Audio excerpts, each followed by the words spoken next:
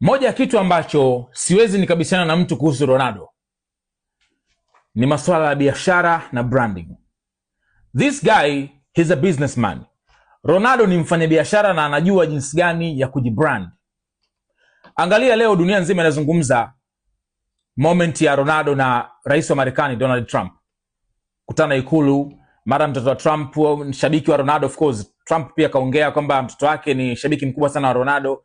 Trump kasema kwamba Ronaldo ndo is the GOAT. Sasa, do you see namna ambavyo dunia inazungumza sasa hivi kuhusu Ronaldo? That's branding, my brother. That's branding. Tafsiri yake ni nini? Thamani ya Ronaldo mbali na kwamba imekuwa ni kubwa, ila anaendelea kuimaintain kwa ukubwa ule ule, kwa sababu ndo mchezaji ambaye kwa sasa hivi ukizungumzia wachezaji wanaojua vizuri kufanya biashara, yuko number 1. Wachezaji ambao wanajua vizuri kujibrand, yuko pale namba 1. Na ndio maana kuna kipindi alivyokuwa anaongea anasema kwamba Saudi Arabia, ligi ya Saudi ni ngumu kuliko ligi ya Ufaransa. Kuna watu wanaweza kawa walikuwa wanamuona kama jamaa anamaanisha anachokisema, lakini binafsi I think this guy anaongea vile makusudi, kwa sababu anajua akisema itazua discussion, mwisho wa siku anafanyaje? Analipwa kuibrand ligi ya Saudi. That's what he does. Analipwa kuifanyia branding ligi ya Saudi Arabia.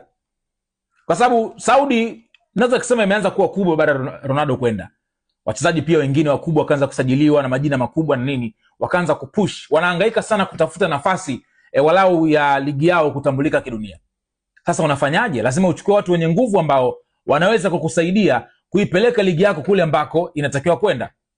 Trust me, Ronaldo hata kama anasema ana enjoy kucheza Saudi, lakini ni sehemu ya biashara. It's not about kwamba eti anapenda football na nini. Angeweza kwenda kucheza ligi zingine zote zile ambazo zina competition. Na kama unavyomjua Ronaldo anapenda ushindani, anapenda upinzani. Angeweza kurudi hata maybe angeenda hata Ufaransa, maybe ligi ambayo anajua kidogo ina upinzani. Kwa nini kaenda Saudi? Wanamlipa hela nzuri. Ni biashara. That's what he does. Sasa hivi the whole world, dunia yote inazungumza kuhusu Ronaldo na Trump. Ronaldo kakutana na rais wa Marekani. Ronaldo na mtoto wa Trump. Why? Branding. So, hiyo ndo sehemu peke yake ambayo siwezi nikambishia mtu kuhusu Ronaldo. Ronaldo inavyokuja kwenye swala la business, Ronaldo inavyokuja kwenye swala la branding, he is number 1.